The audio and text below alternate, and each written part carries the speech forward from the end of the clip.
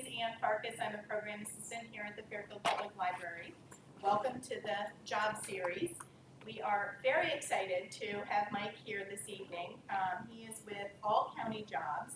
Some of you may have met Chris Russell way back when. He is with Fairfield County Jobs, and I believe he founded the company. The whole company, All County Jobs, all 29 job boards. Yeah, so pretty cool. Anyway, we are very honored to have Mike here. I'm going to tell you a little bit about him in a minute. I just wanted to point out to everybody, if you're not familiar with our job series, this is a wonderful visual of all the different ways that the library can assist you, from the LinkedIn networking group to the job search boot camp to all sorts of online resources of past podcasts. We will be podcasting this evening, so you can listen to the event after the fact. Mike has also graciously allowed us to print his PowerPoint. We know you'd like to have everything in writing, so we have been able to accommodate that for this evening as well. Mike Wiston is a seasoned digital entrepreneur with over 10 years in the development and marketing of online properties. While he primarily serves as product manager for the 29 regional job boards that make up allcountyjobs.com, he continues to innovate by involving himself in a large number of additional initiatives and projects. In 2009, he founded the digital marketing firm Borderland Media Group, a company that uniquely positions new PC games and products within the competitive gaming market. That sounds really cool. Yeah. That's really cool. I'll talk about it all day long. Yeah. As an extension to that business, in 2011, he founded SaltyPepper Studios. I encourage you to go to his website. It's kind of cool. It's a development team of 14 focused on delivering innovative and engaging gaming titles for PC and mobile devices. He is excited to share his experience and knowledge of the digital landscape with you all tonight, and maintains an open door policy if you have questions following the presentation. So without further ado, we will turn it over to Mike. Thank you very much. Thank you for the introduction. Let's see if we got this thing working here. Check, check. All right. So how you guys doing tonight? Good. Oh, you guys are live. It's awesome. Oh, and I forgot to mention about the live streaming. No, I'm going to mention it right now. Okay. So just so you're aware, we're live streaming tonight, or it's at justin.tv/allcountyjobs. So after the event, you're more than welcome to go to that site, and I'll give it to you again at the end. And you can actually watch the video. So if you want to go back and see anything, you can certainly do that. And I'll have everyone's questions, etc. on there. So as she said, I'm Mike Wiston, and I'll be talking to you today about social media and using it to find your next job. First question, how many people here have a LinkedIn account? Awesome, so just about everyone. How many people have a Facebook account? All right, the same. And now probably the less popular, how many people have a Twitter account that they've used in the last month? Awesome, you're my best friend. We're going to be going over, those are the three big ones right now. We're going to be going over those. We'll go over Google Plus a little bit. And we're going to start this off a little differently. We're not going to jump right into social media. We're going to find a job, you should really use all the tools at your disposal. And I'll touch on them very briefly in the beginning. Obviously, I come from job boards, so we'll touch on job boards in the very beginning. And then I'll dive into your digital footprint and managing your digital footprint, and then social media. So without further ado, let's get this started. As I said, we'll start off with job boards, digital footprint, growing your network, social media, and then putting it all together. So job boards, you have a number of different types of job boards out there. You have national boards, you have regional boards, and then you have niche boards. Obviously, the national boards are something like Monster or Career Builder. Each of these have advantages and disadvantages for the job seeker.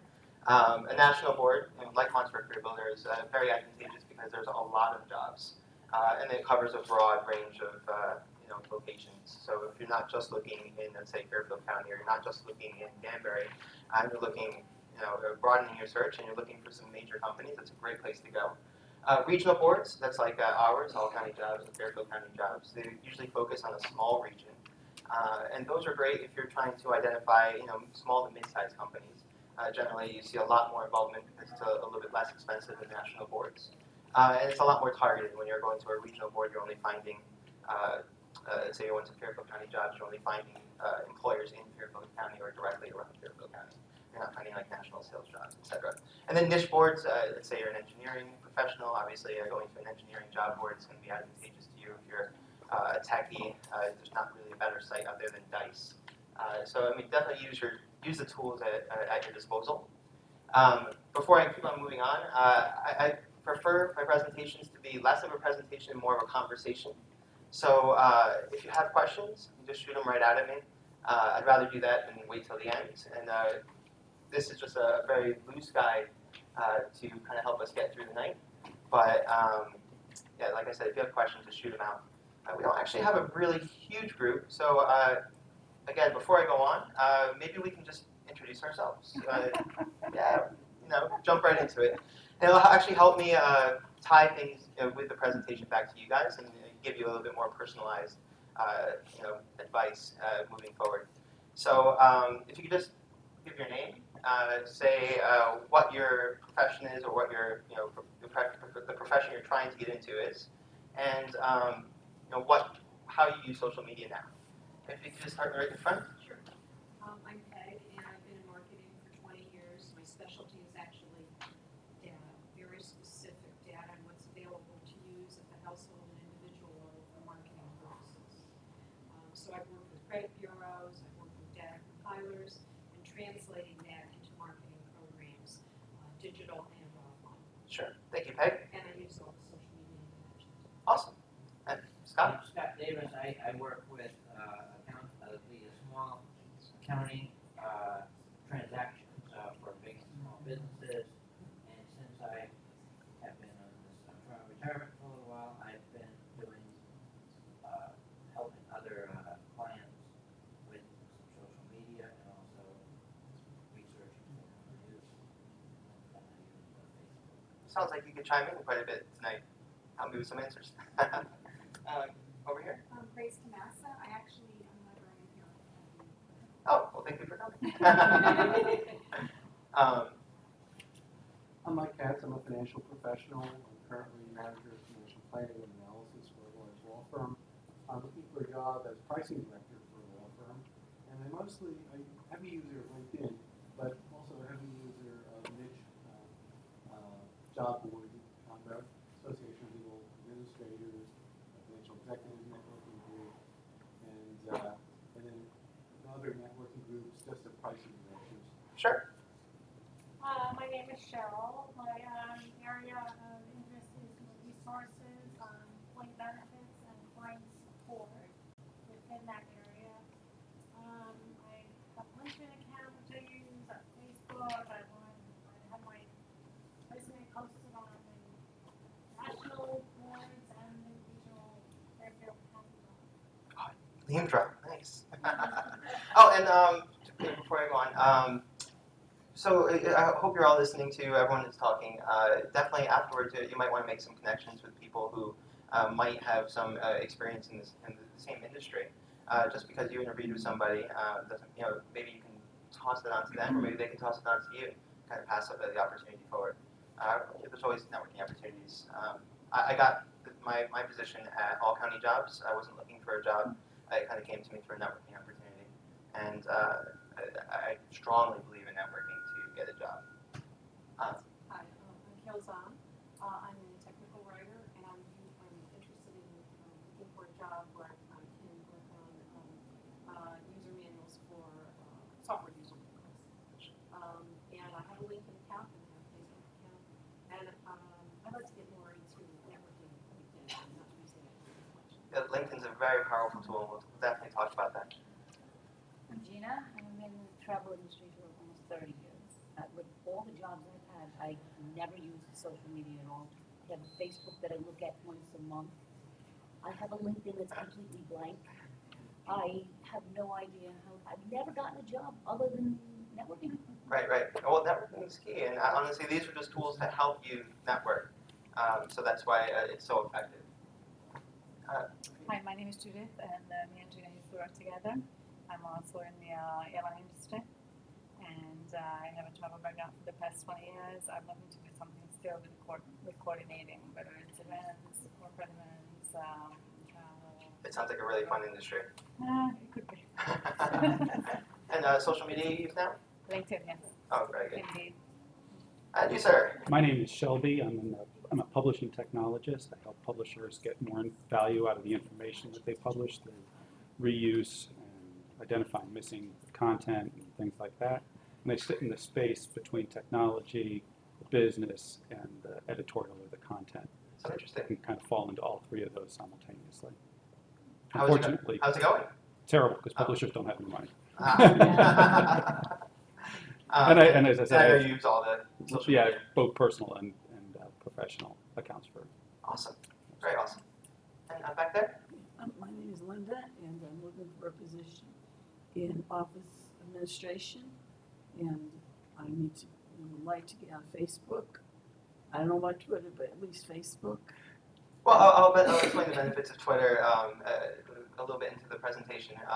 It's not what people think when you relate to the job search. It's more just a tool to get information, not so much to say like, I just ate spaghetti and it was so good. Well, spaghetti can be pretty good. My name is Caridad Garcia Rizikowski. My background is broadcasting, Spanish broadcasting in New York. Now I'm retired. I'm writing books for children, especially for autism. And I'd really like to know how to use the social media. Sure. And sorry if this is taking a little while, but it's good to get to know everybody. My name is Peggy Clark. I'm a graphic designer. I've been freelancing for the last 8 or so years, and now I want to get back into a company. Sure. I'm Barbara, and I'm in the media communications field. And digital has changed the landscape. Most of the jobs seem to require marketing on social media. And it's so dynamic, and it's a really exciting industry if you can stay on top of it. Yeah, it can be difficult, but once you get in the flow, it goes pretty quickly. How you doing? I'm Peter Rupert. I'm looking for a position in labor relations or / law, and I am on LinkedIn, but my profile is some work. So. Sure. And we'll discuss how to structure your profile today and to make it effective. Hi, my name is Marjorie Montague, and historically my background is in financial services. I took some time off for family reasons, and now I'm looking to resume my career. And I formerly did investment counseling, and now I'm looking more toward the marketing and client service. How many people have a cell phone in this room? How many people have it on? Please leave them on. Pull out your Twitter app and tweet about how great your presenter is today. All right, I'm sorry to interrupt you. Thank you. Hi, I'm Judith Evans. I do career coaching, and I'd love to ask you what some of the things executive recruiters are looking for on LinkedIn. I've heard some people say the screening is 3 recommendations. I'm not talking about endorsements. Sure. Another person said 5. Another person said I had 1,000 contacts. I'd be really interested in what you see as the best profile for people to attract interviews using LinkedIn. Sure. Again, LinkedIn is just a tool, and you're going to want to use your whole toolbox when going after these recruiters. They get thousands of of resumes, and you need to make yours unique. And we'll definitely get into what recruiters are looking for, what direct employers are looking for, Great. etc. Thank you. No problem. I'm Richard. I'm in human resources. I'm not sure how this works. And I'm on LinkedIn and looking to learn more. So sorry. So you said human resources and you're on LinkedIn? I am. Okay. Are you working in resources now? I am not. Okay. I'm consulting. Our parent company is Connecticut's largest HR outsourcing company. Maybe we can talk later.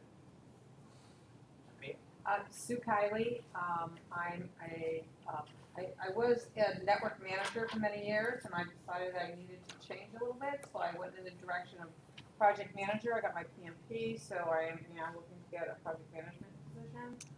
I use LinkedIn quite a bit. I recently kind of changed my focus, where I was coming home every night looking at the job boards, and I got so many job boards that I just cleansed a whole bunch of them. It was way out of control. And now my focus is the networking and the LinkedIn and how to do that. Sure. And finally, in the back.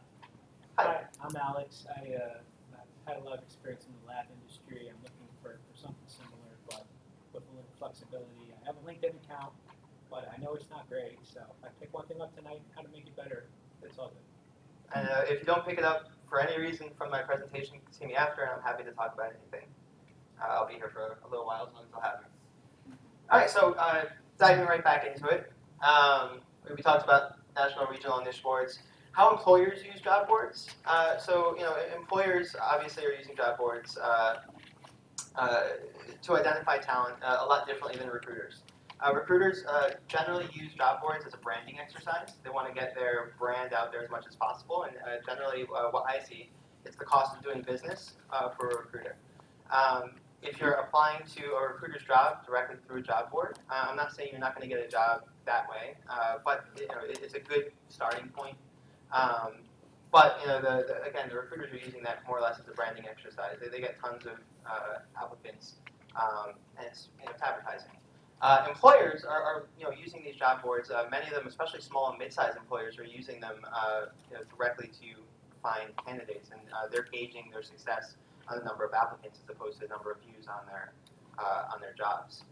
So when you're going after small to medium-sized companies, especially when you're dealing with regional and niche boards, the direct employers are a great place to start, and a great place to look for, or great postings to look for. What should a job board actually do for you? And I kind of addressed that. But job boards are there, to help you find the jobs that are available. But you're going to use tools in social media to find that as well.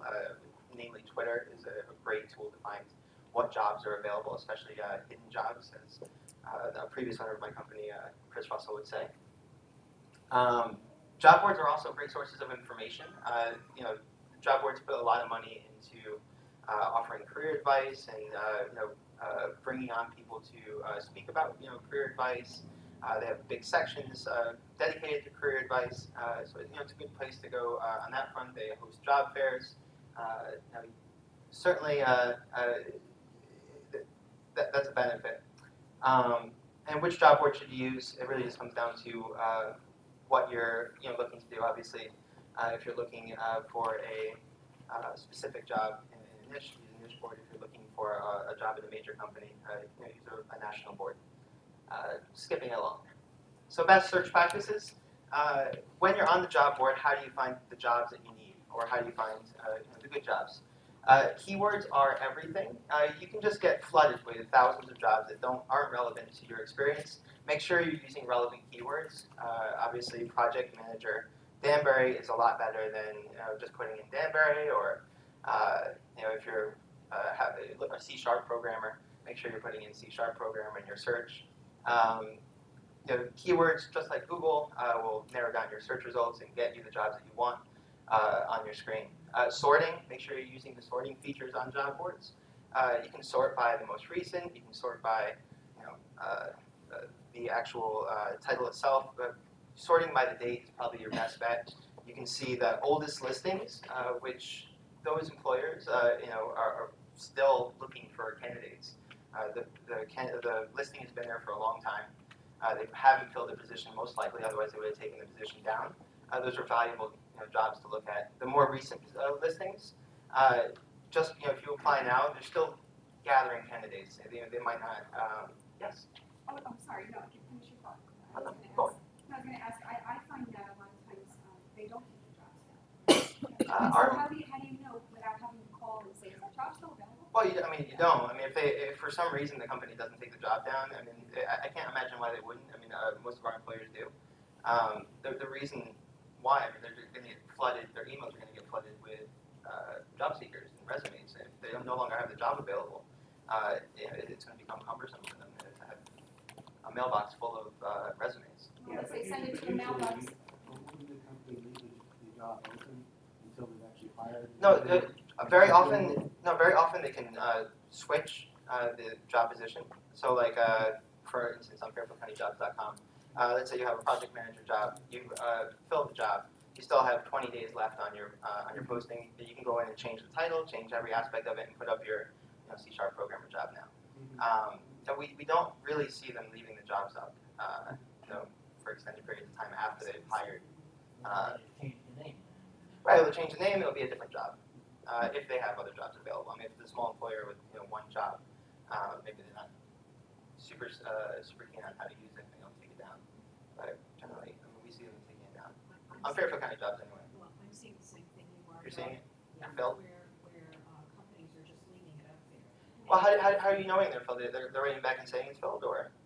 Because I checked Okay. and said, is the job filled? And they're like, no, we just leave that up there to see if something later comes in.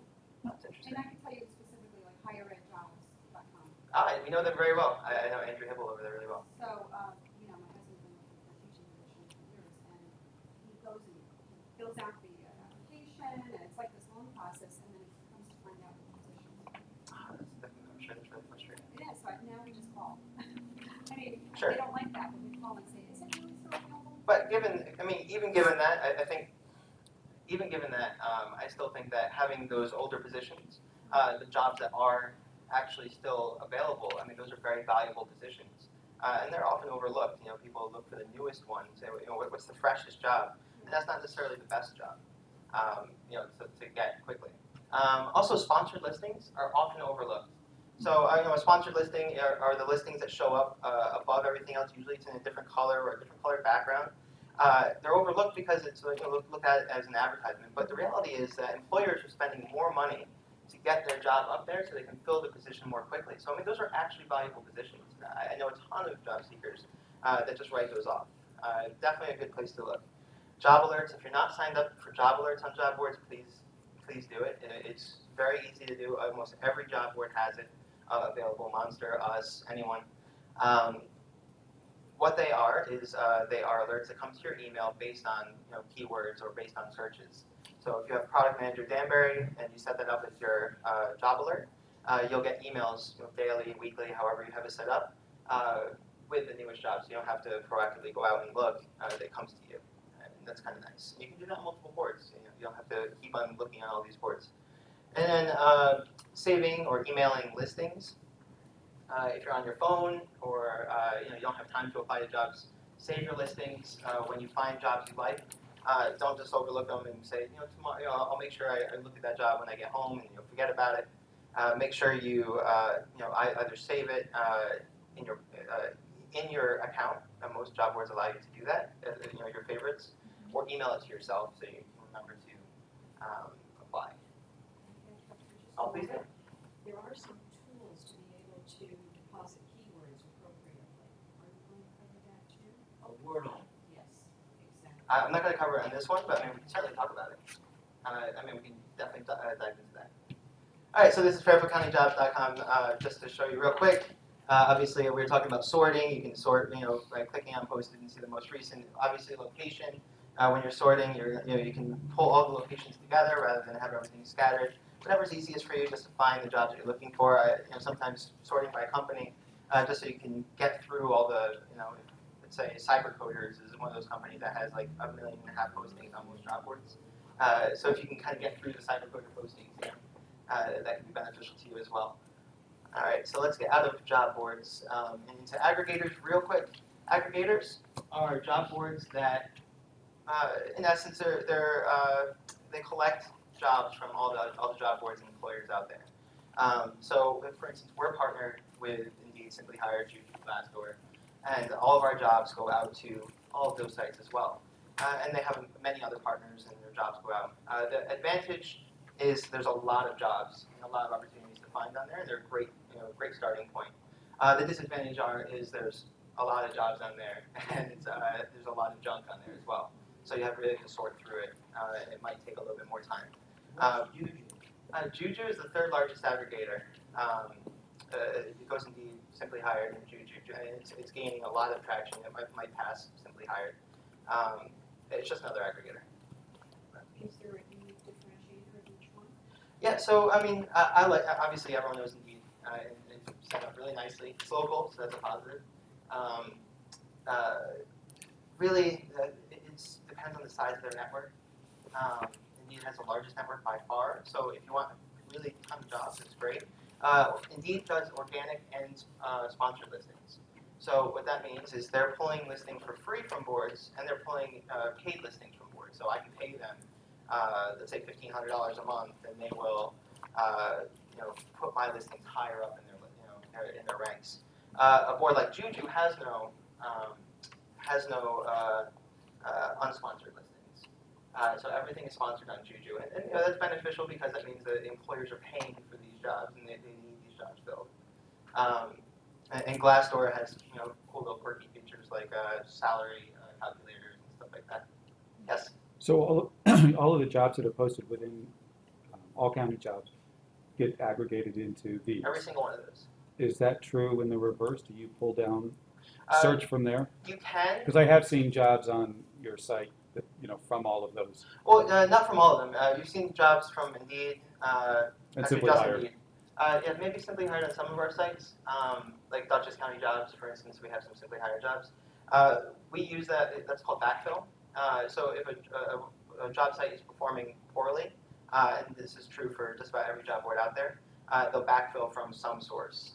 Obviously, if, a source that has a lot of jobs is a good place to backfill from. Fairfield County Jobs we don't backfill at all. We're the largest regional in the Northeast. But let's say Westchester County Jobs we backfill a little bit, and something like New London County Jobs we backfill a ton because we really have very few postings on there. So if we're searching one of your boards, we should also be searching these.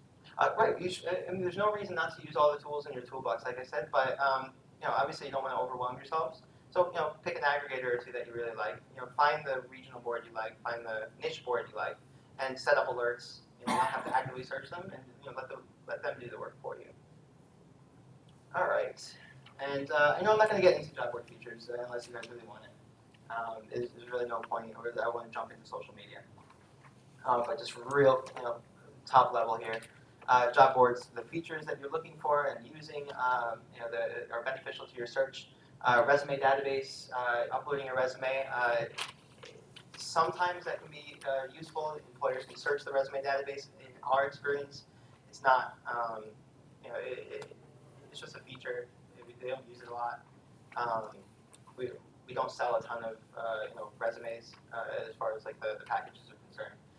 So we don't see a lot of interest in the resume database. So that's still up in the air. I'm not sure how popular that those databases are. And the upgrades you can usually pay to get your resume kicked to the top. Don't do that. Don't spend your money. It's a waste of money. When an employer is looking through the resume database, they're typing in search criteria just like you would search for a job. They're searching for a candidate.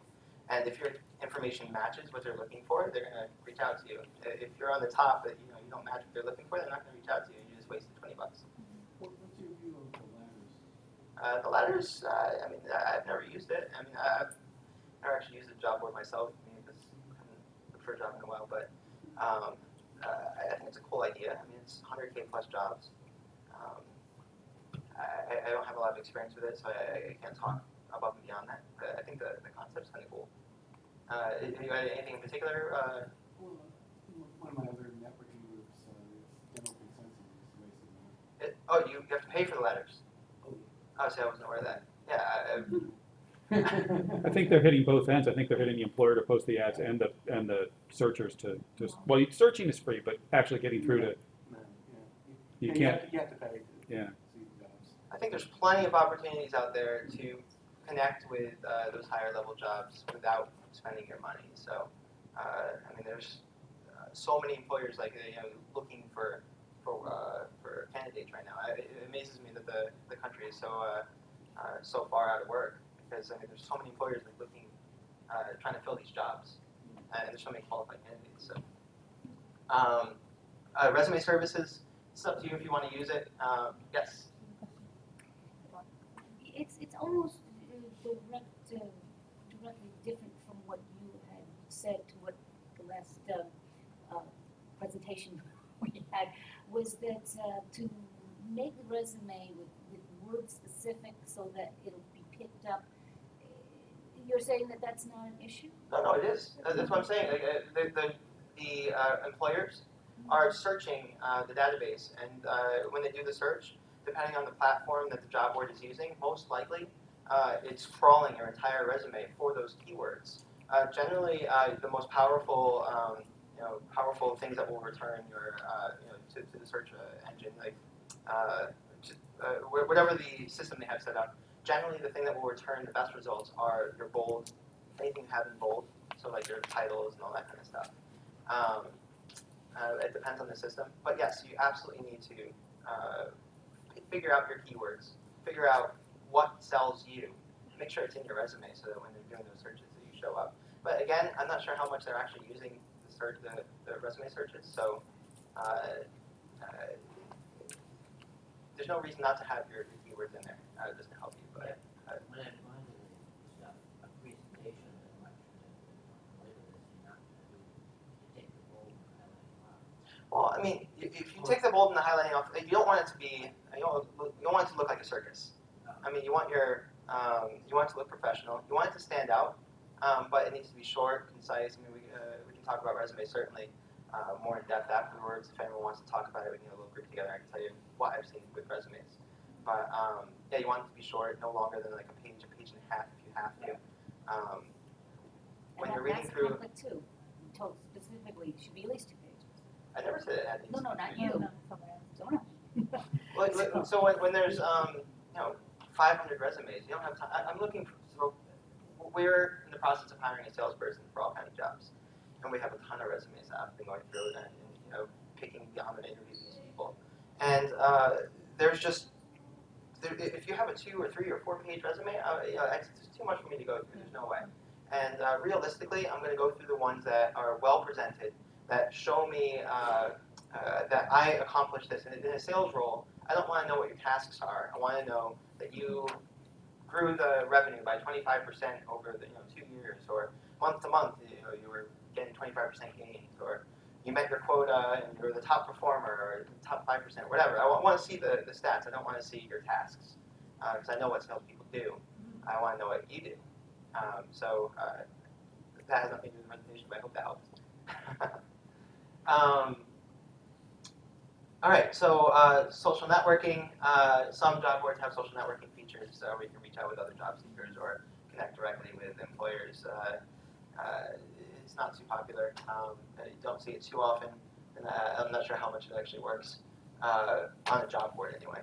Social networking, obviously, is what this is all about today, and it works great if you use it correctly. Virtual career fairs. Has anyone here ever been to a virtual? Yes, you have. You have as well? What's your experience, if you don't mind me asking? Okay, the thing is, Well, can you explain what it was? it was just where I could go in. I forget what it was, but I was just kind of looking around and they had a little room where you could listen to chat. And stuff. Sure. But it was not effective. I don't feel. I mean, it's not as good, even though job fairs aren't that exciting, except that there's a good. Wait, I host job fairs. I'm hosting one in July. Yeah, they're always good. What was your experience with your virtual job fair? Yeah, I have one tonight. Oh, you have one tonight? Excellent. I hope they don't keep you. Yeah, so virtual job fair, does anyone not know what a virtual job fair is? Okay, so a virtual job fair is a job fair online, and they have a couple different formats. The job, it might be all in one day, like 4 hours, or it might be over the course of a week. With specified times. And sometimes you can chat live, and sometimes they're huge chats. But it looks like this. Some of them, they all have their own looks. But for instance, this virtual job fair, you see it set up like an expo. You have a little virtual character, and you would go around, and you would, employers are actually manning each of those booths online digitally, and you would open the chat with them, and wait in line or whatever. And when your turn comes, you would talk with get your 30-second pitch, and get a chance to talk with them. So I mean, those are cool little quirky things. They're kind of new. They happen all the time. It's just a matter of finding one in your area. We may host them one day. Who knows? So are they looking for, the employers looking for specific positions in Yeah. these? So they actually like if you were to depending again on the system, but if you let's say you were to click on one of the booths, it'll tell you the available positions. It'll tell you a little bit about the company. Might have a video about the company. Again, completely depends on the platform. There's so many platforms out there that are kind of jumping on the whole virtual career fair thing. Monster actually has some pretty cool ones, and we might have some pretty cool ones. All right, is there anything else here before we jump into social media? Salary calculators and job seeker tools are on job boards. Those are kind of cool. If you want to compare your salary in your area and see kind of what you should be making. Glassdoor has that feature. Indeed has that feature. Will have that feature from July 1st.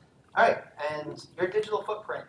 So before you get into social media, you really need to manage your digital footprint. Your digital footprint is your presence on the web.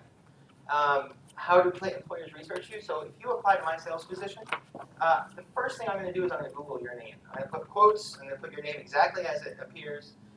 If you don't have a generic name, usually all your information will show up in Google. If you have a pretty generic or a common name, then I might put like your name in quotes and like one of the pieces from your resume on there just to kind of pull it up. And you get to see what is displaying. It might be displaying a 10-year-old social media profile, where you're getting drunk with your buddies or something. And obviously you don't want that showing up. So managing your digital profile, or digital footprint rather, is very important. What appears in the search? Do I have that?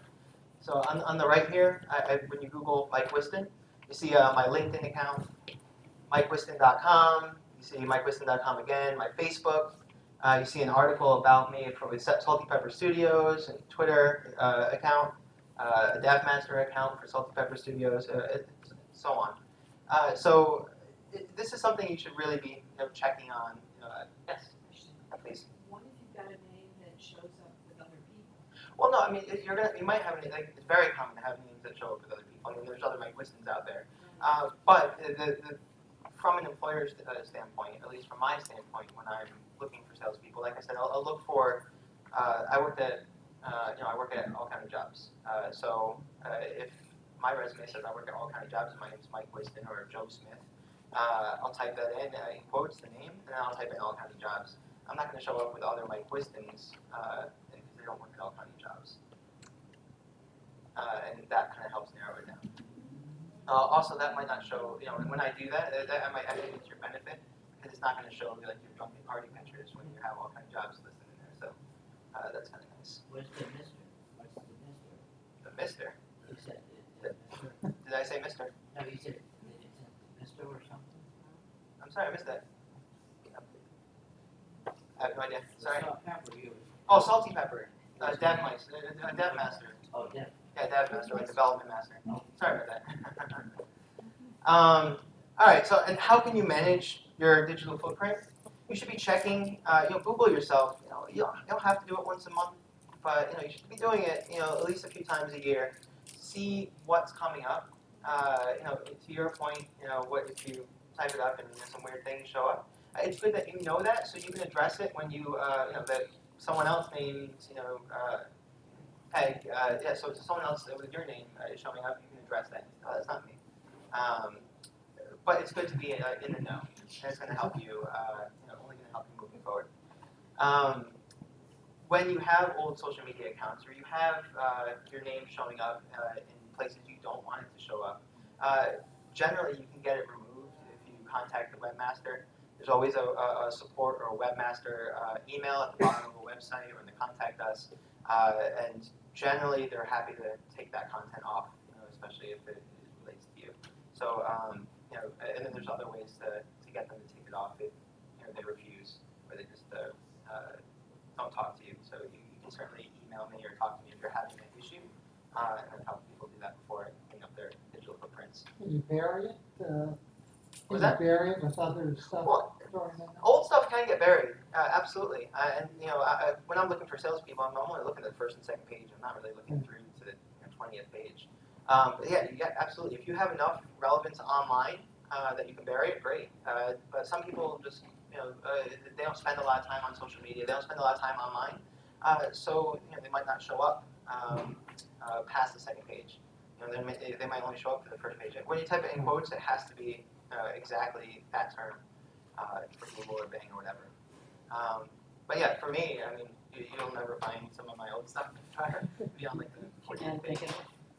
Yes, I'm sorry. Okay, what if you took great pains over the years to avoid, to be as low-key as possible on the internet, and so you almost don't exist diligently? Well, I mean, if you have a social media profile, you're going to show up. LinkedIn especially. I mean, like LinkedIn's my #1 search result, and LinkedIn's great for that. Their SEO is awesome. So you'll show up for your LinkedIn account most likely as long as you're using your real name. That's a good starting point. The employer might not know your LinkedIn account if it's not on your resume, and at least it gives them another way to connect with. This is the person I'm about to interview or might interview, and get a little bit more information about you, because that's what we're really looking for. We're looking for more information before we decide to call you in. Otherwise, we'll have to call in 500 people to get more information. It just doesn't make sense. Obviously, if you could have more. But that's just. What if you don't want to spread yourself out too? You don't have to. You don't need a million things on there. I mean, you can have your LinkedIn profile on there. You can have a personal website. I mean, you should have, if you're searching for a job and you want to do this digitally, it's very beneficial to have your resume online somewhere. LinkedIn. What's that? LinkedIn. Well, LinkedIn is a good place, but I mean, having your own website, especially in this day and age, is kind of cool. It's trendy, and employers look at it like, all right, so they understand a little bit more than the other guys because they have their own website. Even if it's not a tech job, it gives them the impression that age discrimination is a major problem, and there's no tiptoeing around that. I mean, it is a major problem, and if you want to kind of get away from that, I mean, having this tech savvy, even to a small degree, presence is only going to help you. And again, I can't stress enough. I don't agree at all with age discrimination. I think it's a terrible, terrible thing. But I do want to help you get around it if you can. You have to do a little video clip on your. Yeah, if you can do a video clip. Yeah, I totally agree. Anything you can do to set yourself apart. We see so many applicants. If you can stand out to us, that's great. I mean, we don't want a circus, like I said, but if you can stand out, that's great. Usually a short video, nothing like long, just something real short. There's I can't remember the name. Maybe someone here can help me with it. If you know it, they do like 8-second videos or like 10 Vine? Yeah, it's Vine. Vine. Yes. I haven't heard that one before. But yeah, Vine. Which one did you say, Scott? Khan Academy. What is Khan Academy? It's like they have different lectures. Khan Academy. No, he has 8 seconds. Oh, He does a teaching. I see. Yeah, Khan Academy. Yeah, but Vine, it's kind of cool. You have like 8, however long it is. 6 seconds to tell about yourself, or 6 seconds. yeah, create a quick little tidbit. You're not selling yourself necessarily, but the way people use it is just to give like a sample of like a snapshot, and it's interesting. People are starting to use it more often. I think it's I would just Google Vine, and I'm sure it's going to be the first search result. It's owned by Twitter. Is it owned by Twitter? Awesome. I'm learning something today. About Me is another good one for. That's on your cheat sheet. Oh. That's About Me. Yeah, About Me is awesome. Reinforcement, I love it. All right. What is an effective digital footprint? An effective digital footprint is a footprint that sells you. That if you're a job seeker looking for a job, it's going to display the items that will help you get a job or help identify you to employers first.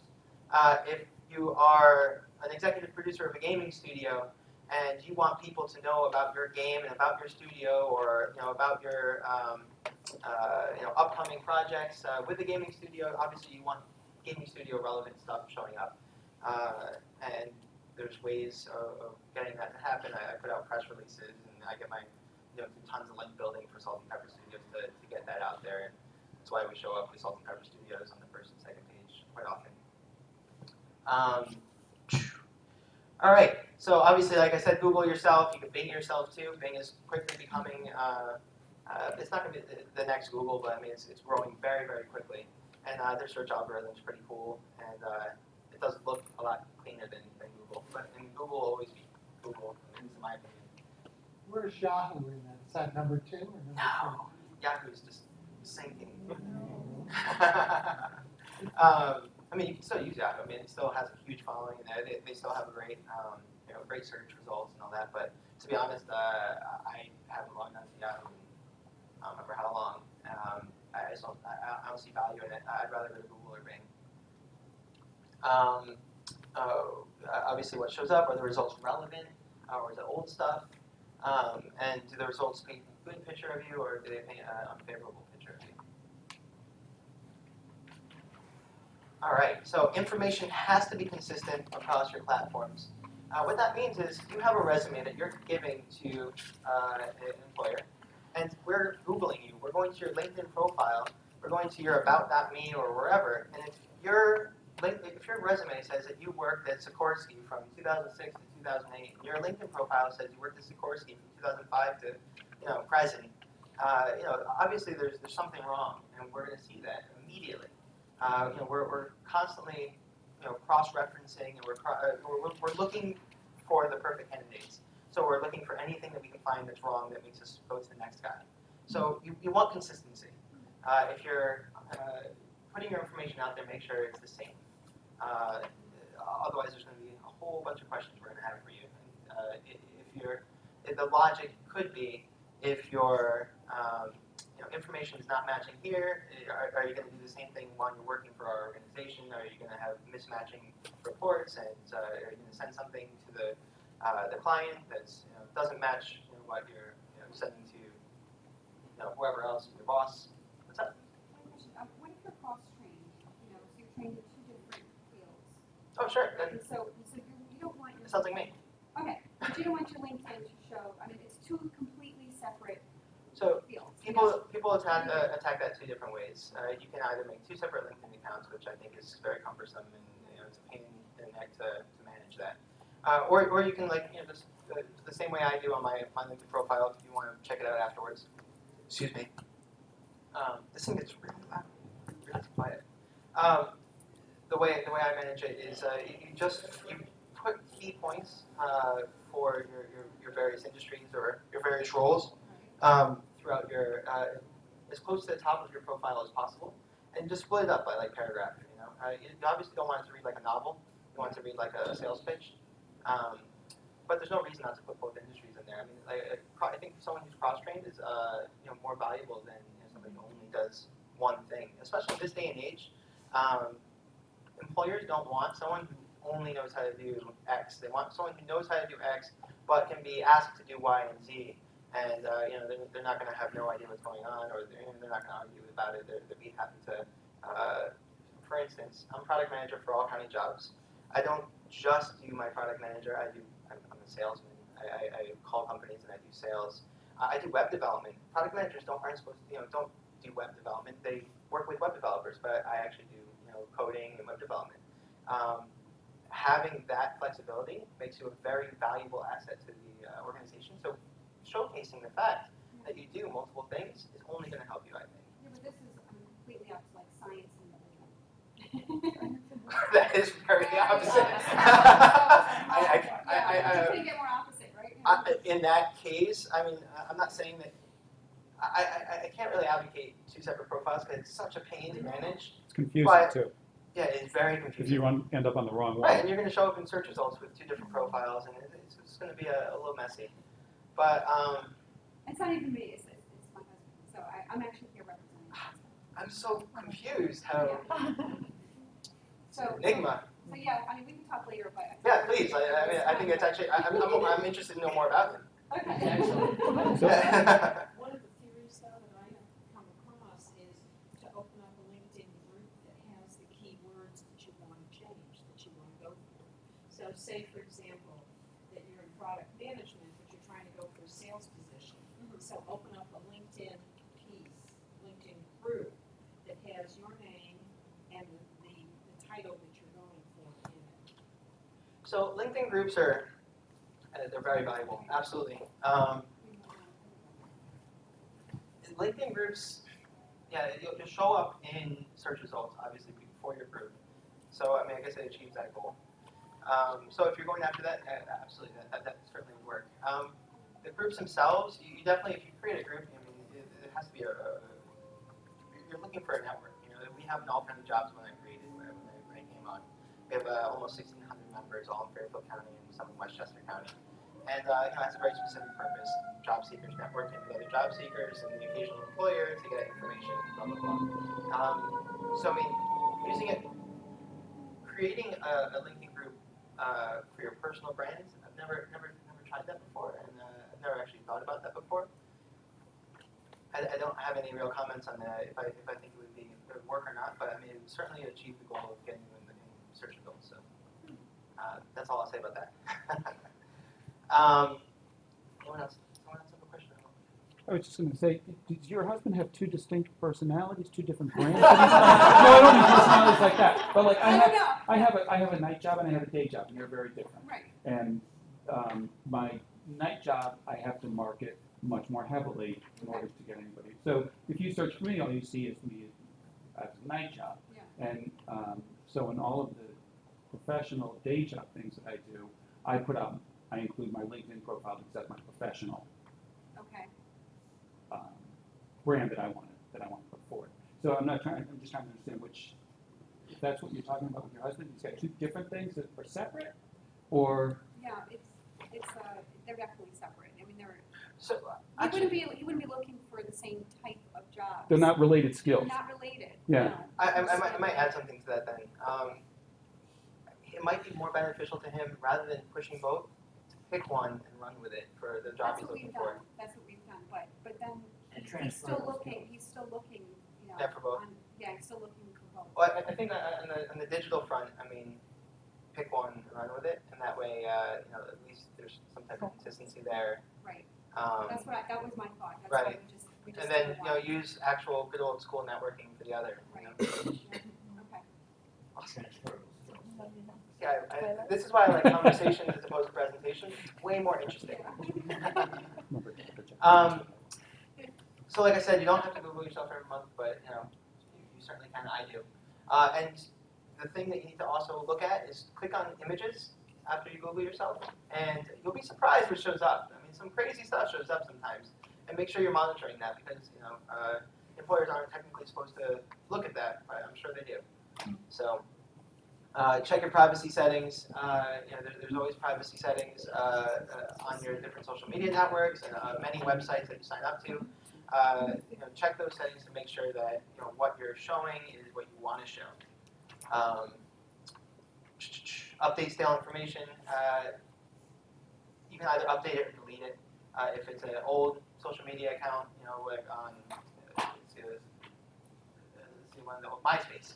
So let's say you have an old MySpace account that you haven't used in 10 years. I mean, you can delete it or you can update it. It's up to you, but it should, you know, be relevant information. Again, want consistency, especially if it's showing up in the first couple pages. Remove potentially harmful accounts. We talked about that. All right, your digital footprint is always working. When you're asleep, it's always working. And I don't remember what this is, so let's just go through it. I'm sure this means something. All right, so you can see it's always working for you and always building and spidering out. All right, so effective digital footprint, the top results showcase your achievements or profiles. We talked about that. Personal information should not show up in searches, so you should not have your cell phone number, you should not have your home phone number, your home address. None of that should be showing up in your search results. If it is, make sure you're going to those pages and make sure that you change your privacy settings immediately. You don't want random people knowing where you live or you know, your phone number. Maybe you do, but so you know, the personal information as a whole, you really shouldn't share as a general rule. You can if you want, but the more information someone has about you, the easier it is to steal your identity. The easier it is to you know, talk to your kids and say, "I know your mom. She's you know." It's just a general safety thing, especially in this day and age. It's better just to keep your personal information personal and share it with your friends and not with the whole web. It's crazy. It's absolutely, I can't understand it. But you know, a lot of people don't realize that it's public though, and they don't realize that their privacy settings are allowing them to show up in these searches. So it's important to look at that. Controversial opinions should not show up in searches. So you have an account that, let's say your Facebook account and you don't have your privacy settings on, so everyone can see your wall post, and you're talking about how much you love guns, and your potential employer doesn't like guns, and suddenly now you're not a match for them because they want to hold that against you, or you voted for the X candidate and he voted for Y candidate, suddenly you're not a match for this guy anymore because you feel strongly about this. So your personal opinions should stay to your personal networks, and they should not be on the web. That's something you should monitor. How long time? You have about 35 minutes. All right, so we're going to do this. Social media. So I'm going to skip right through this. Growing your network, obviously, you lay a foundation. You need to, if you don't already have your network set up, you need to start somewhere. So you need to start with your friends, start with your family, and really get that hard, that core down. Your good personal contacts. Anyone that you've met at events, etc. People that you know by the first name, you shook their hand, whatever. That's your foundation. That's your core. I'm just going to burn through this. We're not going to have all the time to get into social media, but I'll go through this quickly. So to laying a foundation, who do you know online? Email contacts, social media, business cards, all that. Reach out to those people to build your network initially. If you don't have, I know some of you said you have a LinkedIn account or a Facebook account, but you don't have that many. You don't use it that often. You don't have a network. A great starting point. There's no reason not to invite the people that you know, and get that as your base, and then you can kind of build from there. Reach out through social media. So you can reach out to friends of friends if it's relevant. If you've met them before, you don't necessarily hang out with them. There's no reason not to include them in your networks. Facebook's a different story. Facebook should be, in my opinion, only for friends, like close friends. You shouldn't invite employers or prospective employers or coworkers, anything like that, anything that could potentially harm you if your information got out. Those people shouldn't be in your network. I have a ton of LinkedIn followers, or friends rather. A lot of Twitter followers on my various accounts, but my Facebook has like 300, which is, I know it sounds like a lot maybe, but compared to most college kids, it's like nothing. They have like thousands. So I try to keep that small because I don't want everyone having all my personal information. I don't want them to all know my personal views, etc. Who do you know offline? Invite them to connect. Same thing. If you've met them, get them to connect with you. The nice thing about LinkedIn, and actually pretty much all the social media networks, is you can import email lists. So you can, let's say, go into your Outlook or your Gmail or your Yahoo account, or whatever, and take your entire email list, and if those people are on that network, it'll invite them to connect. If they're not on the network, it'll give you the option to send them an email. I think that's really annoying. Everyone knows what LinkedIn is. Everyone knows what Twitter is and Facebook is. They don't want an email from you saying, "Hey, join," because they made a conscious decision not to join. So, I mean, you can do it if you want, but I think it's annoying when people do that to me. You'll certainly use that to your advantage to build your network. Begin contributing to online discussions. That's actually quite important, especially as you're searching for a job. Get involved in online groups that talk about the industry that you're looking to get into or the industry that you're in. If you're in stone manufacturing, get on the Marble Institute of America's website, and do you know what that is? No. Oh, I was excited. I used some sunshine. So again, on the Marble Institute of America's website, go to LinkedIn, find a group for stone fabricators or whatever, and participate and become an expert. You don't even have to, you don't need to be the center of attention, but you need to get your name out there and get people to see you as a contributor, and then it's only going to help you in your networking efforts. It's going to help you grow your network as well, because when you're writing on these groups, people that you didn't know before are inviting you to connect with them because they want to know more about you or see your updates, etc. So that's useful.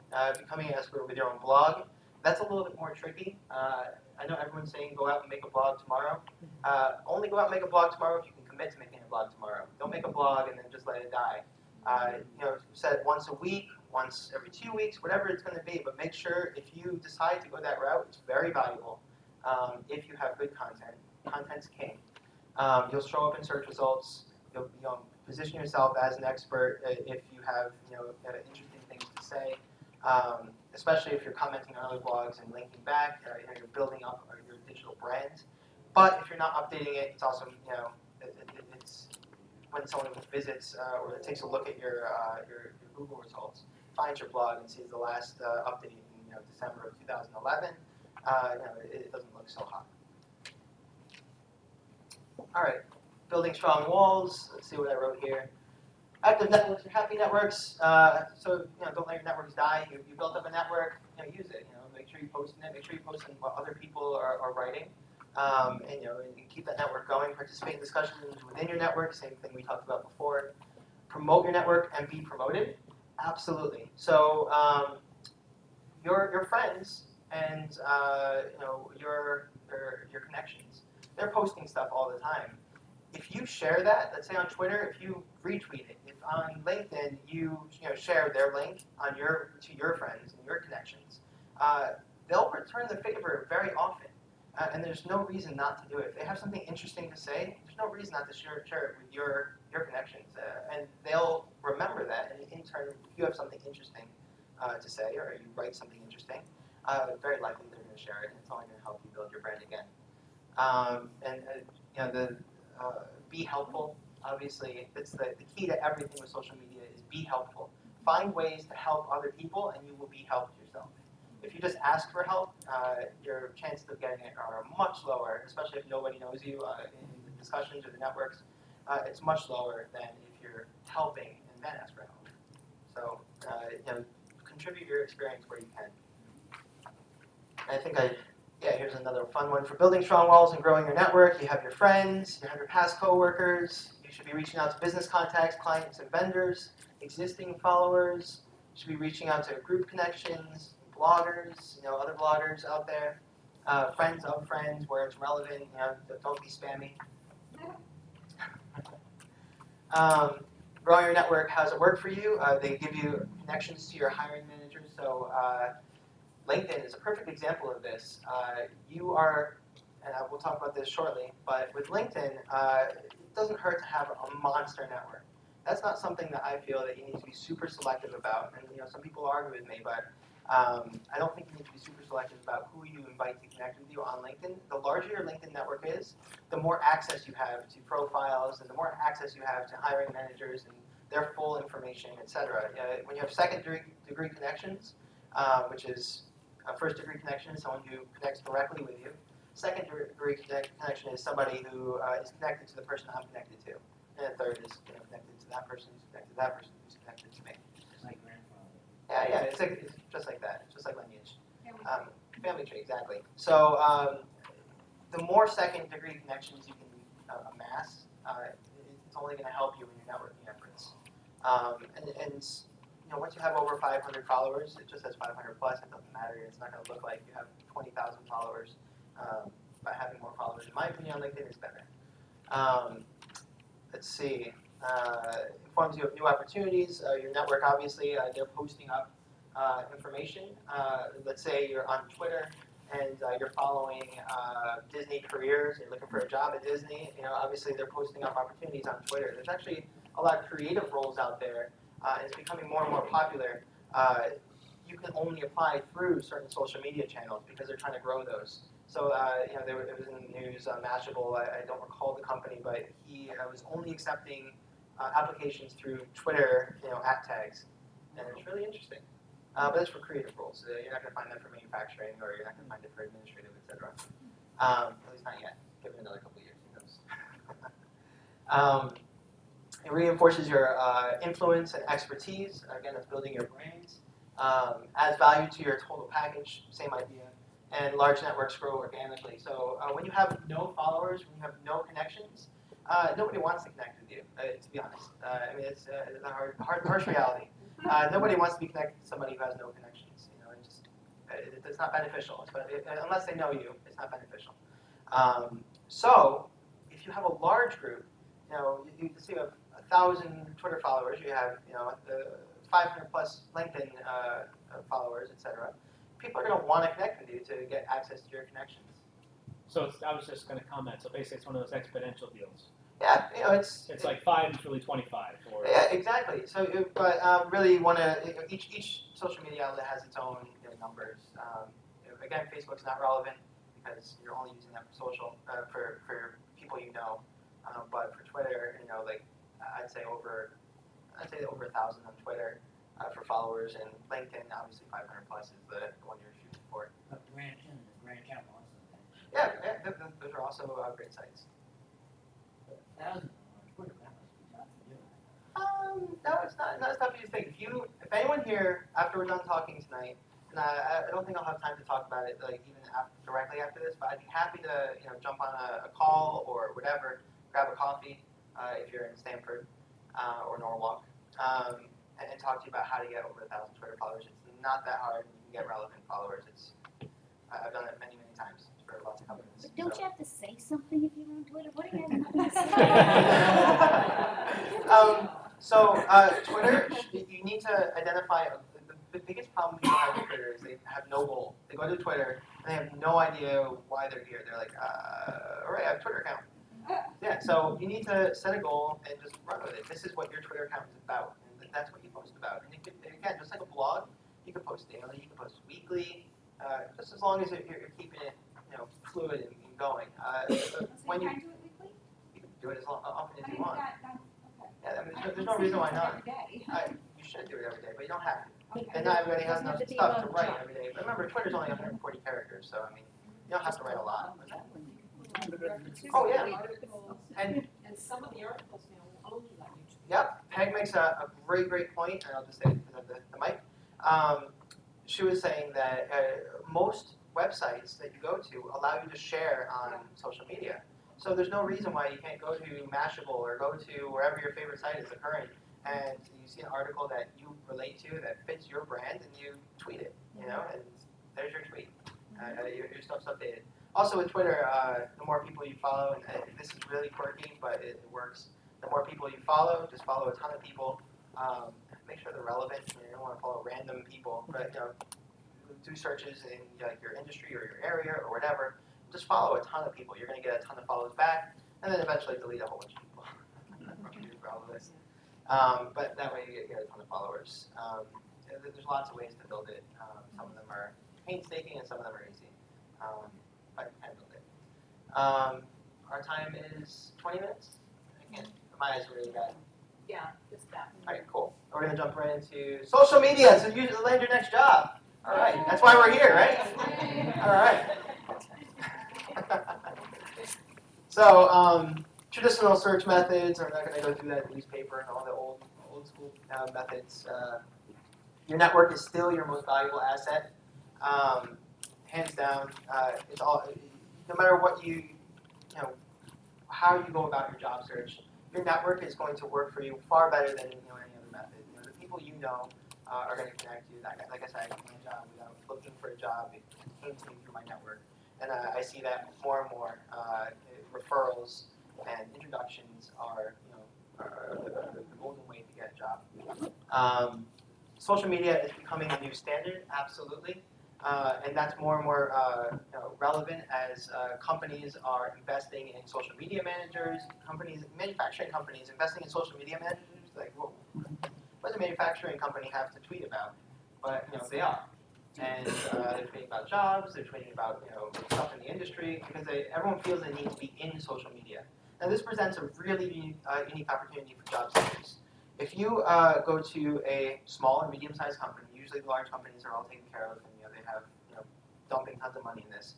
But if you go to if you're looking to work at a small or medium-sized company, go to their Twitter account, go to their Facebook page or whatever.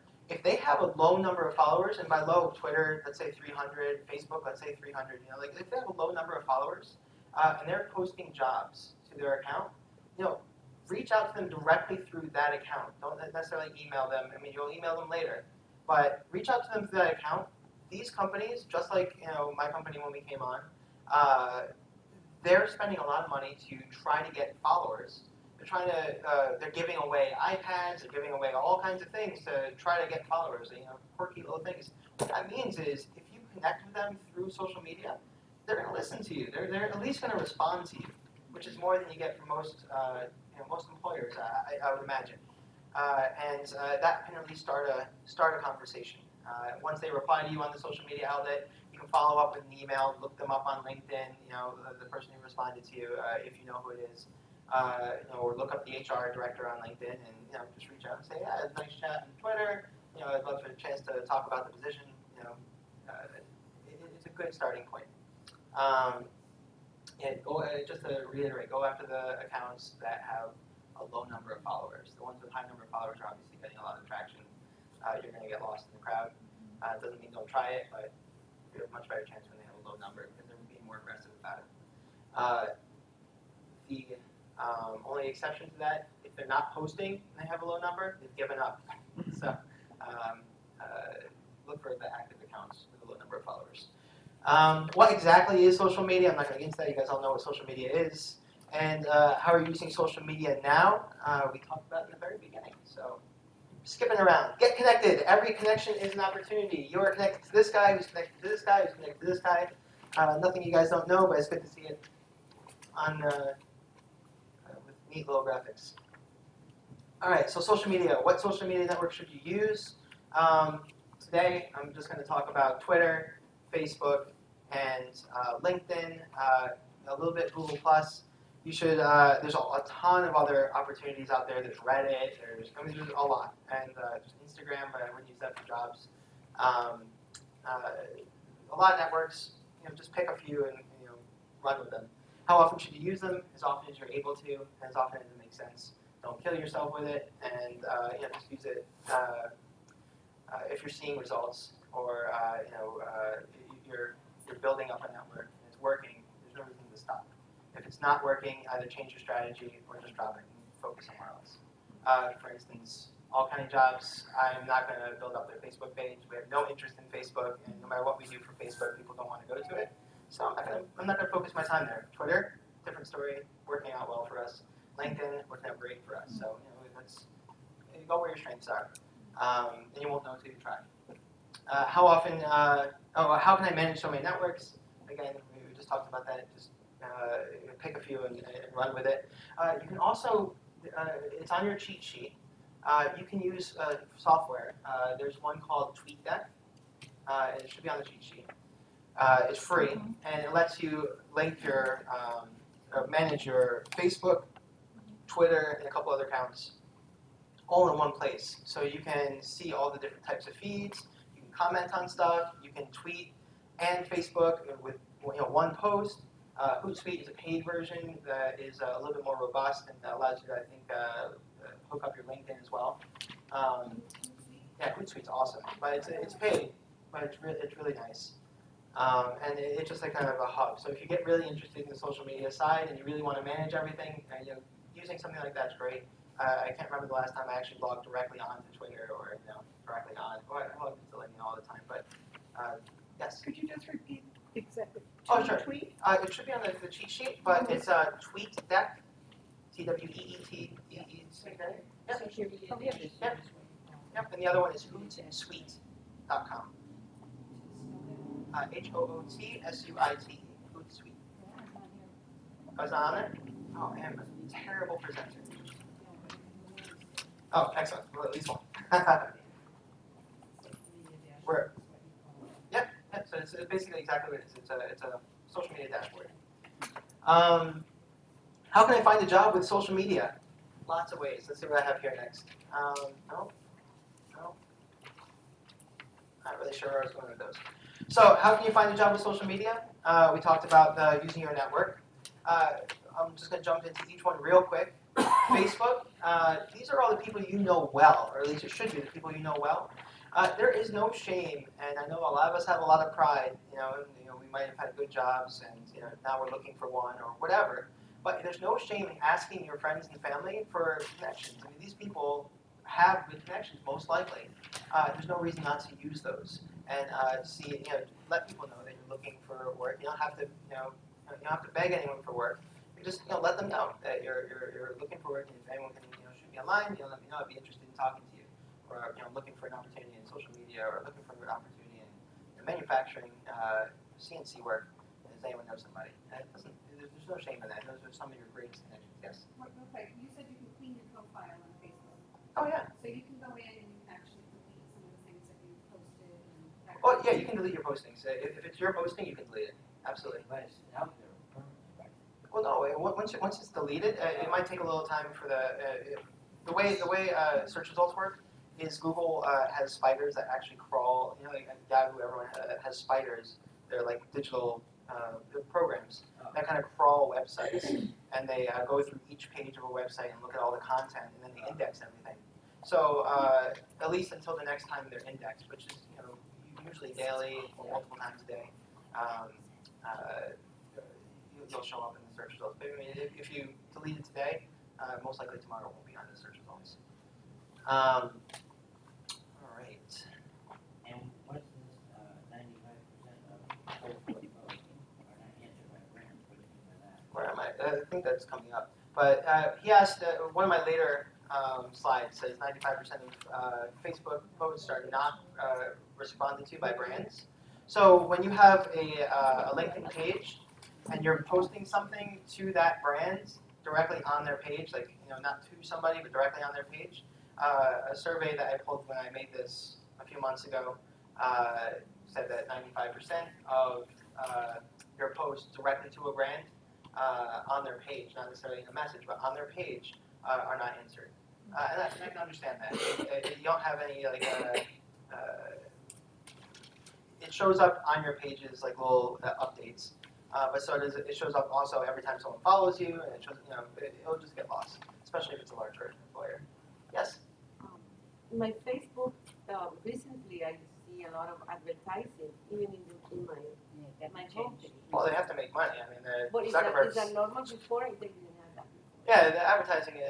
Facebook used to be advertising free actually, and then Zuckerberg, went public with it, and now it's all about money. So. Okay, but it used to be at the right side, and I'm okay with that. Yeah, now it's in your posts. In my posts. Well, I mean, my gaming studio gets traction because of that. So. Okay, so here, I'm not going to get into it too much because we're limited on time. But just real quickly, the way those work, as an advertiser for, let's say, my games, I can target. It's actually awesome on Facebook. I can target just my network, my network's network, anyone who is interested in gaming, anyone who's interested in a certain specific, a specific genre of game, in just Connecticut or in all the United States or in certain states, certain cities, and I can target that, and I pay per click or I pay per 1,000 impressions. So that's what's showing up for you is some way, someone made an ad campaign, and you fit their criteria. Some of the broader ones you can just mark it as spam, or it shouldn't show up for you again. Well, I have, and it keeps showing up. You marked it as spam, and it keeps showing up. Yeah, and if you just delete it, I just deleted it. Don't delete from Facebook. That's what yeah, it's don't saying. delete it. I made it angry. Zuckerberg knows. Zuckerberg's listening. Yeah, if you just delete it, it'll show up again. But if you hit the report/spam, I think is what it says, it shouldn't show up for you again. If it does, email Facebook support and just let them know if it's. Yeah, I delete it, and then next in a few seconds, again. The same ad. The same. That's really strange. Facebook tech support. They don't pay me enough for that. Thank you. Yeah, no problem. Definitely just send them an email. You can, like we said, you can use Facebook, LinkedIn, Twitter, YouTube. YouTube not really for recruiting so much, but there are accounts, actually a good number of them, with career advice. I'm not saying you're going to get a job through those, but if you're trying to build up your digital brand, you might want to throw your expertise on there if it's relevant. It's only if you have time and you want to do it. It's not going to probably get you a job by commenting on YouTube videos. Blogger is that bottom one there. That's if you write a blog. There's lots of services you can use for blogs if you decide to get into it. If you do want to make a blog, just talk to me and send me an email or something. I'll be happy to give you some options to get that going. And they're mostly all set up for you. It's nice and easy. So your social networking starter kit. Get actively involved. Personal network. Where am I going with this? Personal network. Find opportunities. Become an expert. And professional networking. So that's kind of what you're getting out of your social media from the beginning, or that's what you're hoping to achieve. Work social media into your daily routine. To your point before, it doesn't have to be daily, but set a schedule and stick to it. It's consistency is great, and people love routine. People love to know that if you're posting every week, they're going to get used to you posting every week if they're a follower of yours. They're not going to be upset when they don't see a posting from you, in 4 days because they know you post every week. If you post daily and you suddenly don't post for a week, people are going to, if they're following you, actually following you, they're going to wonder what's going on. So communicate with your followers. Yeah, maybe, I don't know. Be helpful and engaging. We talked about that. Get introductions when possible. It's why a strong base is so important. So getting introductions obviously is so key as we talk about using networking to get jobs and getting reaching out to somebody who knows the hiring manager of the position you're applying to is only going to help you. When you're searching for a job, and I'm not sure if I go through this in the later slides, so I'll mention it now. Go to a job board, let's say Fairfield County Jobs. You find a job posted by Priceline.com, and I'd be good for this job. So you apply to it on FairfieldCountyJobs.com. That alone is not going to probably get you the job or get you the interview. Maybe, but probably not. So what you should do is then go to LinkedIn, let's say, and Google or LinkedIn in the search, type in Priceline.com and pull up the company page and look at all their employees. Then search by type in human resources or type in recruiter, and find the recruiters or human resources professionals within the organization. Your search results are going to be limited based on your network. They'll also be limited based on your account level. Like you can buy a LinkedIn premium account. I think it's like $30 a month. It's worth it it's definitely worth it if you can afford the money to the investment, because it opens up your network quite a bit. It lets you see first and last names, and it lets you send emails to these people. But if not, there's other ways to connect with them. But at least get names, and then reach out to that person, whether it's through LinkedIn or if you can get an email by doing a Google search for @Priceline.com and looking at the format for emails. Let's say @Priceline.com, and you find in the search results it's like R. Smith @Priceline.com, and the person that you found on LinkedIn is Kelly Thompson. It's going to be K. Thompson @Priceline.com. It's just it's a little roundabout way, but now you have their email. You have the recruiter's email, the HR director's email, and you say, hey, I applied to the job on FairfieldCountyJobs.com. I just wanted to reach out. To my point here with getting introductions when possible, once you find that person on LinkedIn, see if you're connected to them through somebody you know. If they're a second degree connection, reach out to that first degree connection and say, hey, Tom, I would love an introduction to Kelly, or whatever name I used. Yes, I'm really thirsty. So I'd love an introduction to Kelly, and applying to this position. Can you make it happen? And that's going to get you in the door a lot quicker than a cold introduction or a cold email, rather. But again, it's all about branding, all about building up this spider web. So you sent them an application. Now you reach out to them on another platform, on LinkedIn.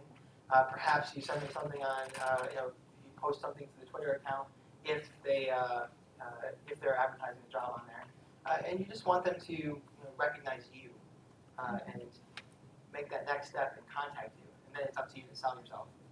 But it's just getting that interview. Was there a question? That's not too much bombardment. Well, no, you don't want to again. You don't ever want to come across spammy or needy. But if you apply to the job, they're just getting an application. Then you send them an email as a follow-up. That's great, especially if it's through a social media network like LinkedIn or something like that. I think it's great when a candidate proactively finds me, because I don't put my name on anything. If a candidate finds me and knows, I'm a person hiring.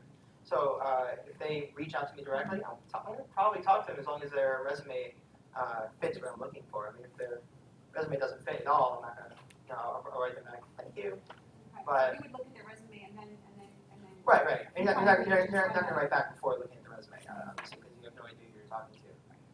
It might not be relevant to waste of time. We're super busy. Not every platform is created equal. Some of them you want to update more frequently than others. Again, play to your strengths. Facebook, actually it's over 1 billion users by now. I wrote this a couple months ago, so how quickly it grows. 20% of all page views on the internet are from Facebook. That is awesome. So page view is every time someone goes to a website and looks at a page on that website, that's a page view. If I click on a link on that site, so it takes me to another page on the site, that's 2 page views. So 20% of all page views on the whole internet, from every website out there is from Facebook. That is a monster opportunity to connect with people.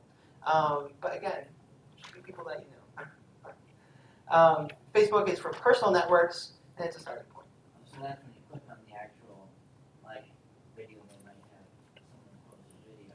Wait, the actual Facebook pages for companies, like I said, can be really Yeah. valuable because if they have a low number of followers but they're constantly posting, then that means that they're really putting effort. Right, it means they're putting effort into their social media efforts, and most likely, if you respond to them on that social media platform, they're going to reach back out to you. There's also personal people within the Facebook pages. Yeah, but I wouldn't connect with anybody on Facebook that you don't know. 20% of just employers. Well, 20% is not people; it's all the page views. So, like, if I go to Indeed.com, yeah, and I click on a job, and I click on another job, that's 3 page views. Okay. Like, went there, click on a job, click on another job. So, yeah, that's huge. Facebook, you can like things to build your identity, engage your friends, create a clean profile.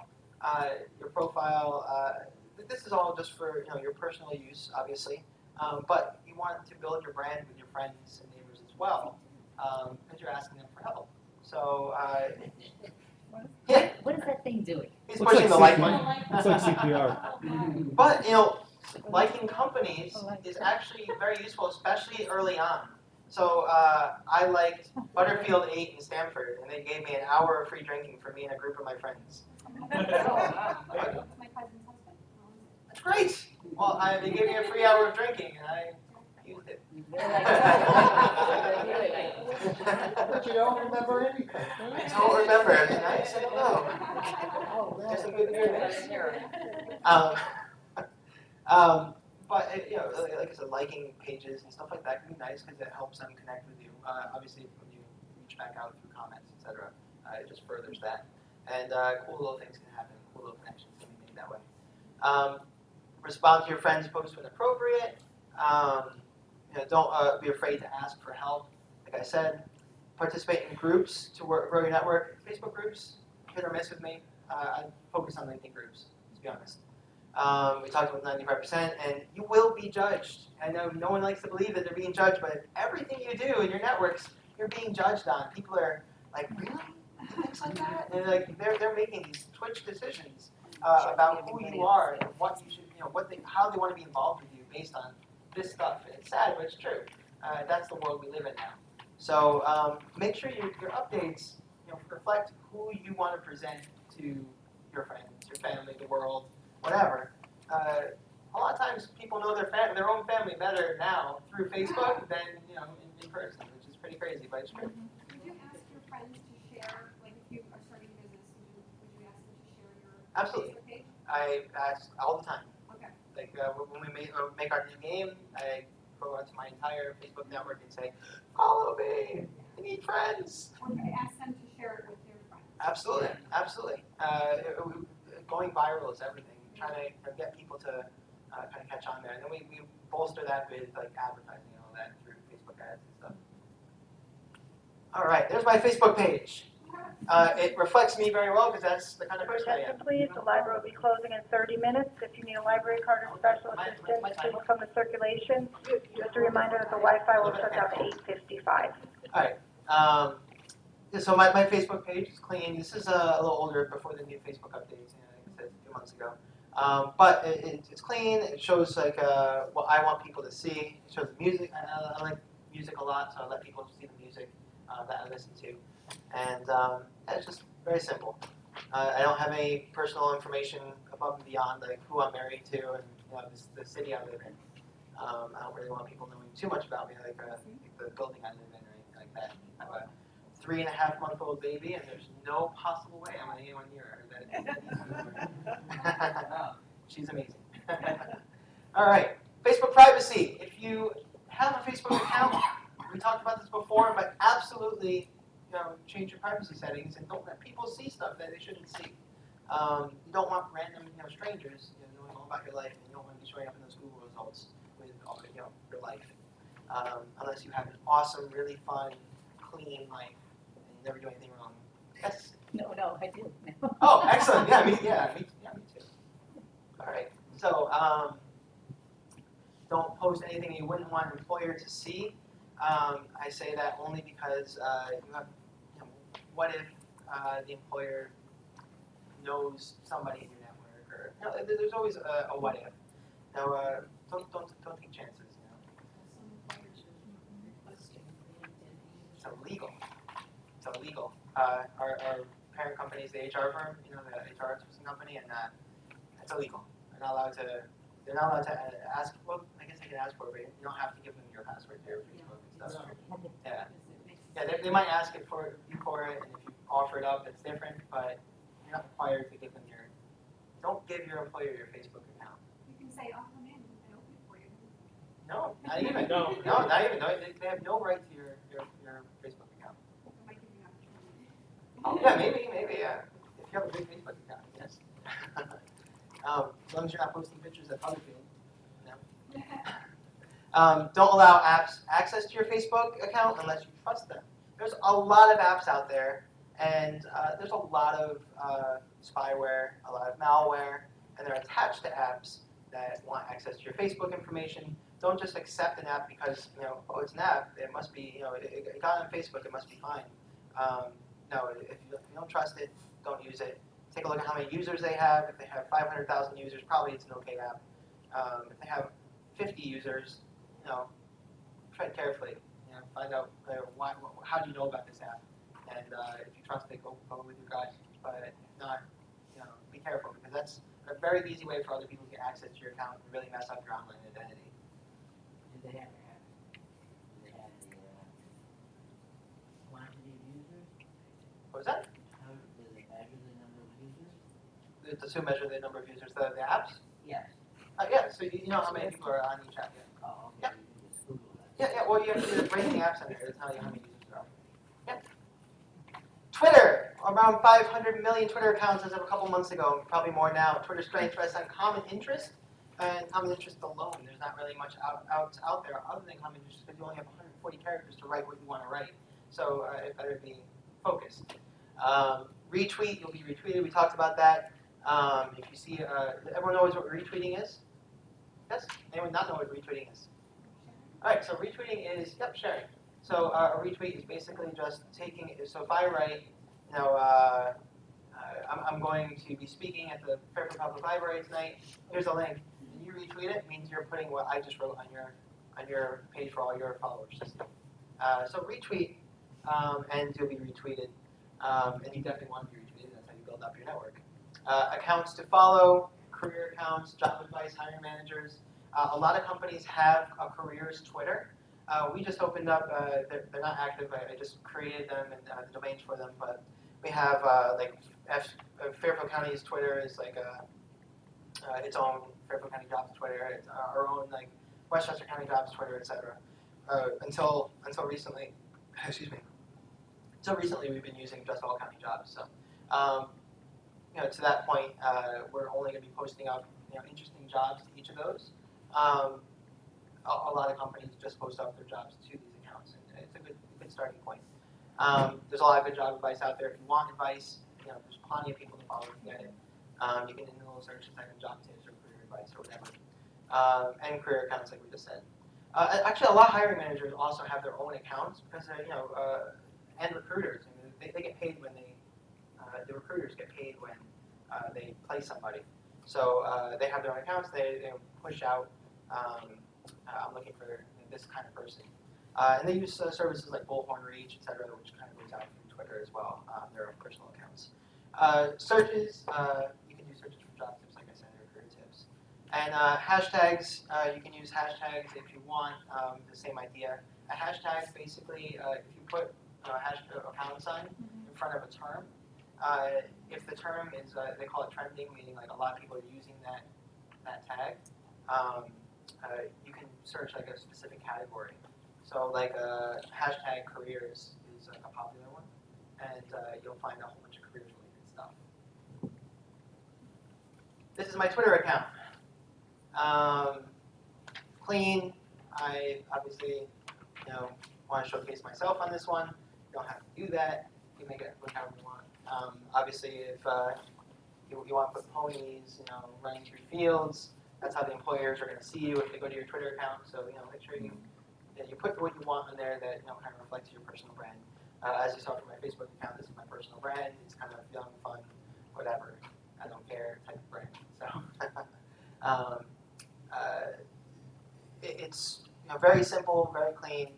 Up here, I talk a little bit about myself. Executive producer, CEO for SaltyPepper Studios, etc. Stamford, Connecticut. And I give a link to my website. If you have an About Me site or a blog, you can put that there. And this gets indexed by Google and by the search engines. So use this area wisely. Put your keywords that you want the employers to find when they search for you in here, because that's what's going to show up in Google.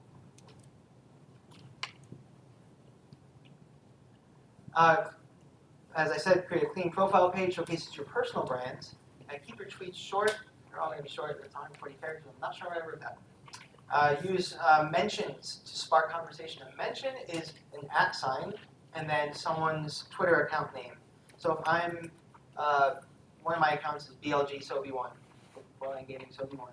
So if you were to write @BLGSobi1 and then write something, it'll show up in my my account as like a direct message to me, and then I can respond to you.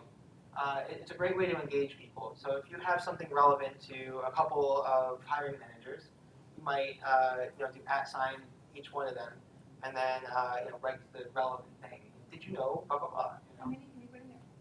You only have 140 characters, so. Oh. Yep.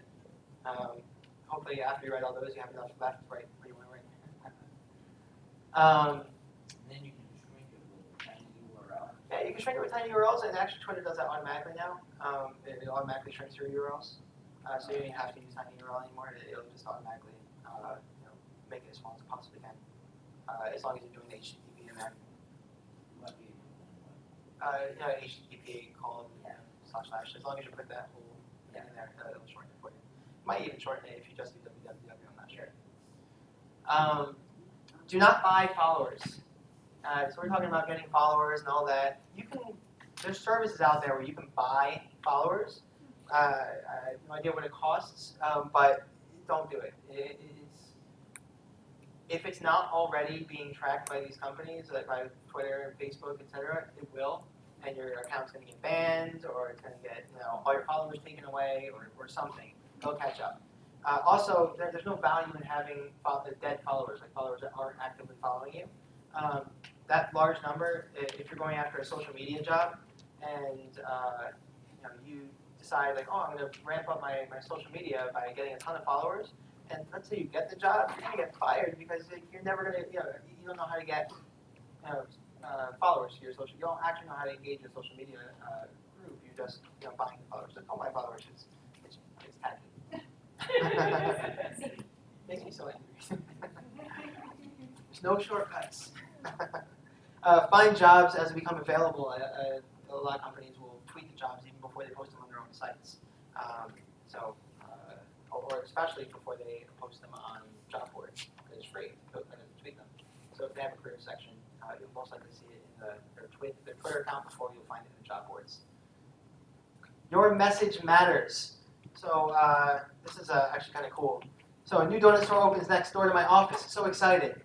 Or discovered it's possible to eat 3 meals of donuts a day. Or somehow not able to fit in my jeans wearing sweats today. Or cook my first low-fat meal today, officially on a diet.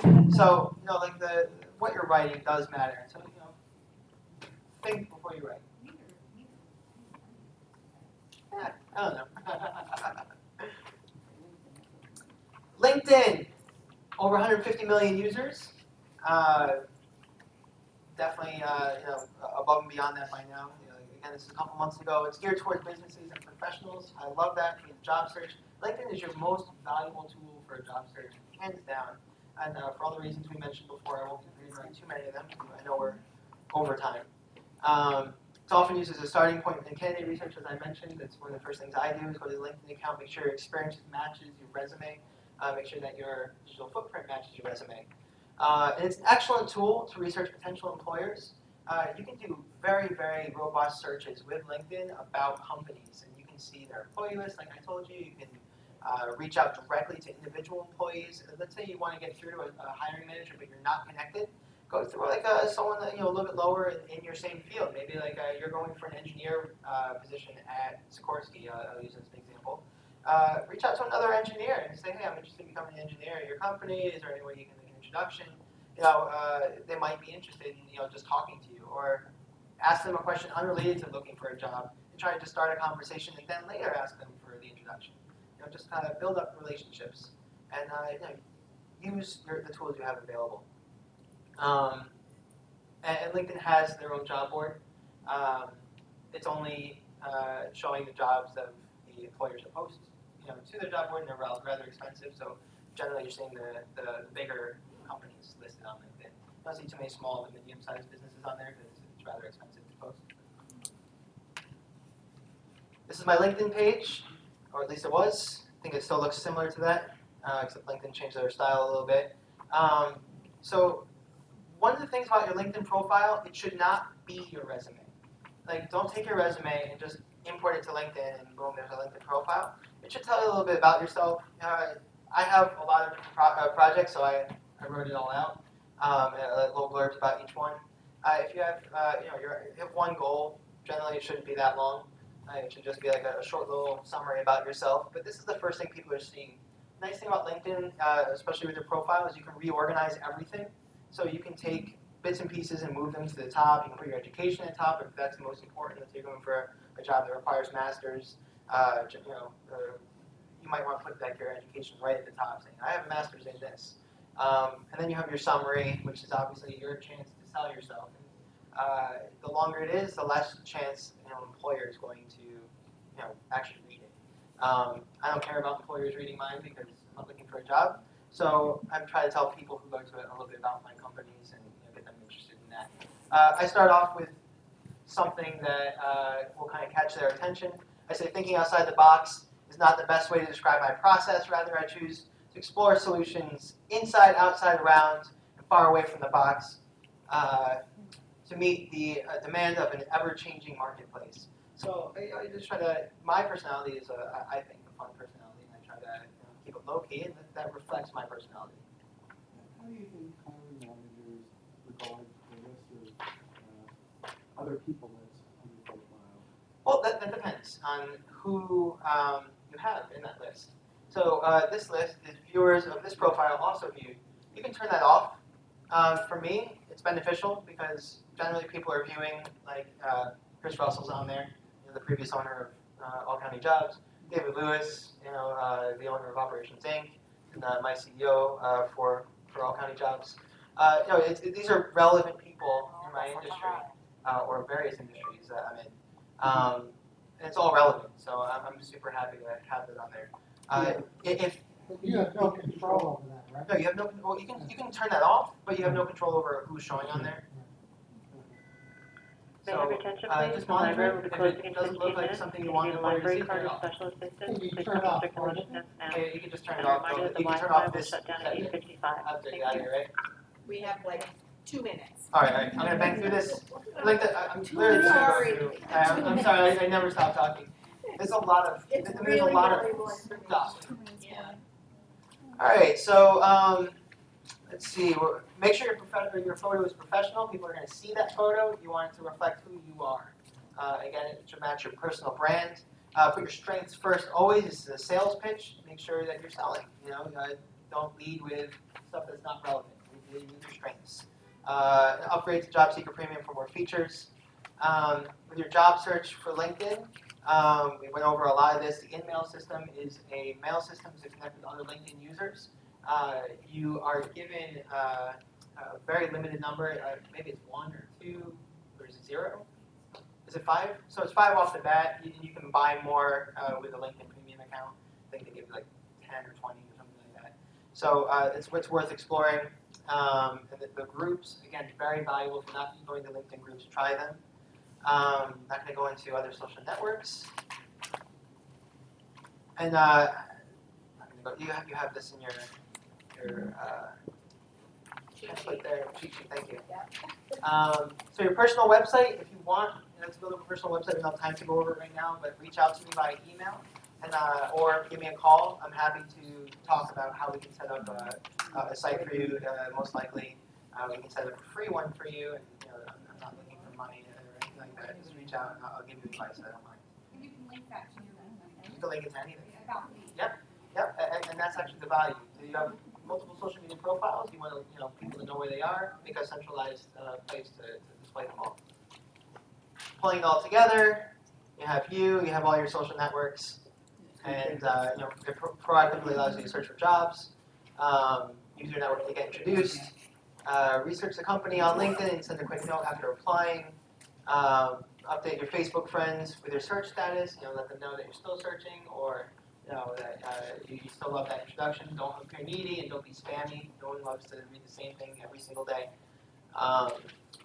Join the same groups as your target hiring managers. Those hiring managers are all part of groups. If you're looking for human resources, go to SHRM, the Society for Human Resources. If you're in Stone, go to the Marble Institute of Americas, etc. Join those groups, be active in them, and you'll have that, you'll be recognizable to those employers when you actually do reach out.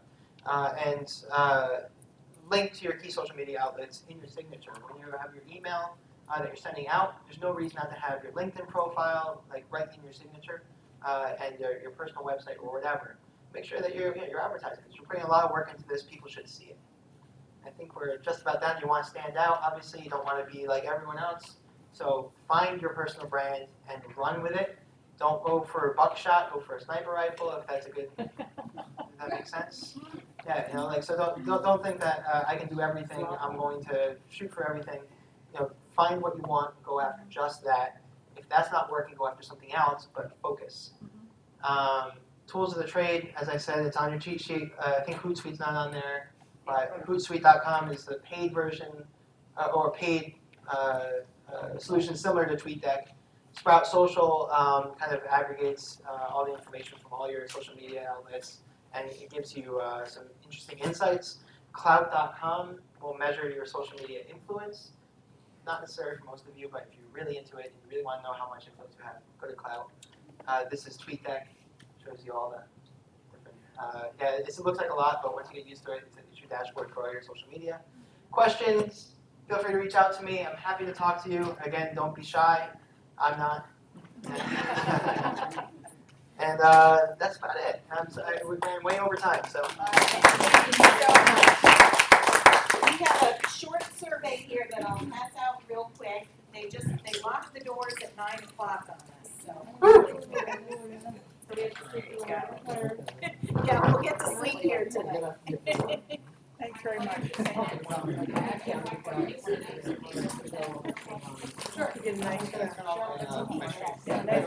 Thank you guys for watching. I appreciate thank you for watching. I appreciate it. And send me an email. It's mwiston@allcountyjobs.com if you want to talk about anything further. Thanks.